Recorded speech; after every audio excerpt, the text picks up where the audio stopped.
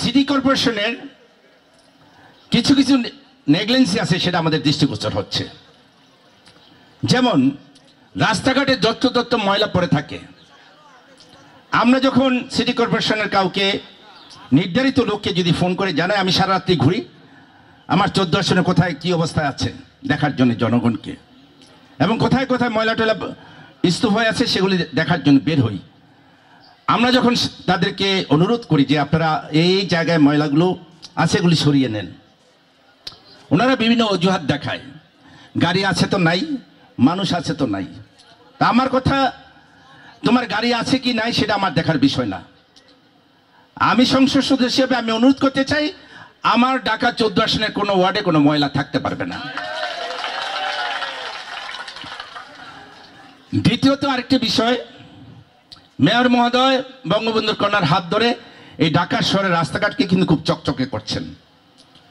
রাস্তাঘাটের উন্নয়নের কোনো অভাব নেই, সমানে কাজ চলছে, প্রত্যেকটি ওয়ার্ডে কাজ চলছে। উনি মেগা প্রজেক্টও দিয়েছেন। মেয়র মহোদয় খালে নেমে খাল পরিষ্কার করতে আমরা দেখেছি, ড্রেনে নেমে ড্রেনও পরিষ্কার করতে দেখেছি। মেয়র মহোদয় তো খালে নেমে খাল পরিষ্কার করে চলে গেলেন। উনি যে নির্দেশনা দিলেন সেটা পালন হচ্ছে কিনা পরবর্তীতে সেটা দেখার মানুষ আছে বলে আমি মনে করি না। যদি থাকতো তাহলে আমার এই আপনার স্টেজের পিছনে একটি খাল আছে, আপনি গিয়ে দেখুন সেখানে পানির স্রোত মনে হচ্ছে খুব ধীর গতিতে। তো যেখানে ধীর গতিতে পানি স্রোত থাকবে সেখানে তো কিছু না কিছু জন্মগ্রহণ করবেই, এইটাই স্বাভাবিক।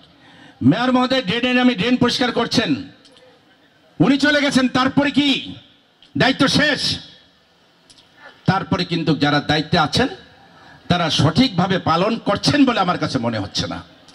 তা আমি এখানে ঊর্ধ্বতন কর্মকর্তা আছেন, চিফ ইঞ্জিনিয়ার মহোদয় আছেন, আমি অনুরোধ করতে চাই, সিটি কর্পোরেশনের ভাবমূর্তি মেয়র সাহেব যেমন জান প্রাণ দিয়ে চেষ্টা করছেন ধরে রাখতে, উজ্জ্বল করতে, বঙ্গবন্ধুর কন্যার কাছে সেভাবে তুলে ধরতে, কিন্তু সিটি কর্পোরেশনের একজন নিজ কর্মকর্তা কিংবা কর্মচারী সেই কাজটা করছেন কিনা, সেটা মনিটরিং করা হচ্ছে কিনা, সেটাও কিন্তু একটা বিষয় আছে।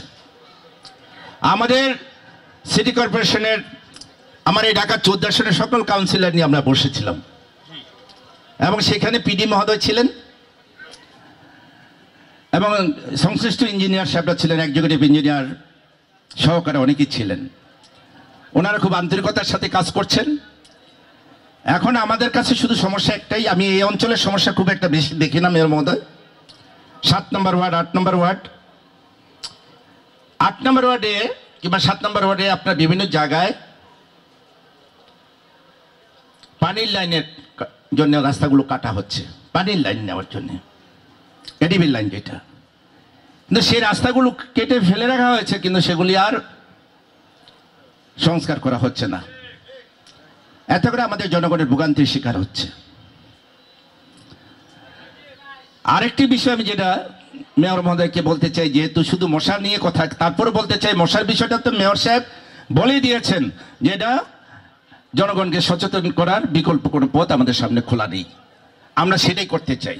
আমি সংসদ সদস্য হিসেবে, আমাদের কাউন্সিলর টেনু ভাই সহকারে, আমাদের আওয়ামী লীগের নেতা এনা হারুন ভাই আছেন, আমার ভাই মোবাশ্বের আছেন, স্বপন আছেন এখানে, তারপর মকবুল আছেন, শিখাদি আছেন, আমরা সকলে মিলে, ছাত্রলীগ যুবলীগ সকলে মিলে আমরা বাড়ির মালিক সমিতির সাথে বসে আমরা প্রত্যেকটি মহল্লায় প্রত্যেকটি ওয়ার্ডেই মেয়র মহোদয়ের এই কর্মসূচি বাস্তবায়ন করার জন্য আমরা বাস্তবমুখী পদক্ষেপ গ্রহণ করব।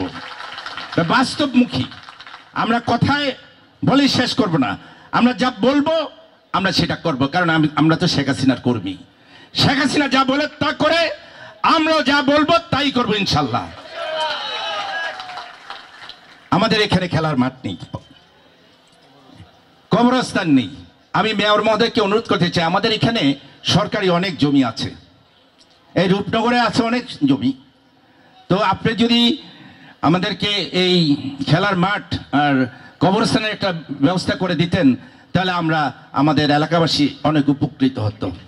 আর একটি কমিউনিটি সেন্টার, এটা বলেছেন পিডি মহোদয় বলেছেন কমিউনিটি সেন্টার প্রত্যেক ওয়ার্ডেই দেওয়া যাবে, সে কথা বলেছিলেন তিনি, কিন্তু আমাদের জায়গা বের করে দিতে হবে। যাই হোক, আমি আর কথা না বাড়াই, প্রচণ্ড গরমের মধ্যে আপনারা বসে আছেন আজকের এই অনুষ্ঠানে। সর্বশেষ আমার কথা একটাই, আপনাদের প্রতি ধন্যবাদ জানাচ্ছি।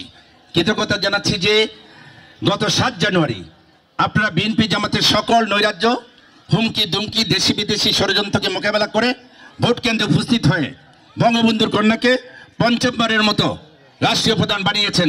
সেজন্য আমার পক্ষ থেকে, সিটি কর্পোরেশন উত্তরের মেয়রের পক্ষ থেকে আমি এলাকাবাসীর প্রতি কৃতজ্ঞতা জানাই, ধন্যবাদ জানাই এবং অভিনন্দন জানাই।